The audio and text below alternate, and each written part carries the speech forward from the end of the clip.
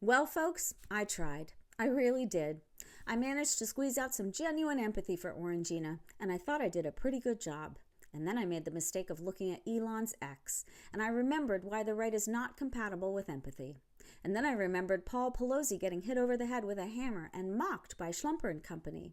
I remembered the image of bound, gagged, and hog-tied Joe Biden that Schlumper tweeted to the world.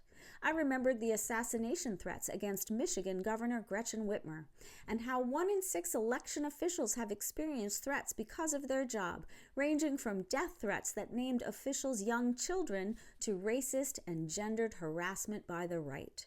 I remembered MTG calling for the execution of Barack Obama, and Paul Gosar posting an animated video depicting him unaliving AOC. I remembered the far-right's violence against minority communities in Charleston, Pittsburgh, El Paso, Buffalo, Jacksonville, etc., etc., etc. I remembered Trump calling for people at his rallies to be harmed, and how he wanted to shoot protesters in the legs. And of course, I remembered January 6th, and how all our lawmakers' lives were in grave danger, and our Capitol police were pummeled and traumatized for Trump's adrenaline rush of vengeance for a country that kicked him to the curb.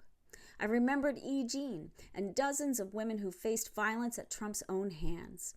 And then I caught wind of J.D. Vance and all the wannabe up Trump's ass peanut gallery, who waited about 2.5 seconds before claiming that Joe Biden's campaign rhetoric led directly to President Trump's attempted assassination. And Representative Mike Collins going one step further, claiming Biden sent the orders. I remembered lock her up and knock the crap out of them, and good people on both sides, and when the looting starts, the shooting starts, and stand back and stand by. And I remembered that between 2013 and 2022, 75% of murders committed by extremists were caused by right-wing extremists, with only 4% caused by left-wing extremists. Of course, I don't advocate, celebrate, or condone violence. That's what the other side does. But I draw the line at feeling compassion for a man who we all know would be making a joke about the shooter having poor aim if this had happened to Joe Biden. I'm not going to go down the road with all the conspiracy theorists, although I find it baffling that his security team is so incompetent. And for the life of me, I don't understand how a man who was just shot at was able to stick his head above the Secret Service human shield that was huddled around him right after the shooting, so he could fist pump the air and encourage his voters to fight. You'd think the folks who are supposed to be experts at protecting the president's noggin would have been a little uncomfortable with giving the shooter a second chance at blowing it to smithereens. Folks, I think we all know what's in store for us. We're going to see the biggest misuse of martyrdom there ever was.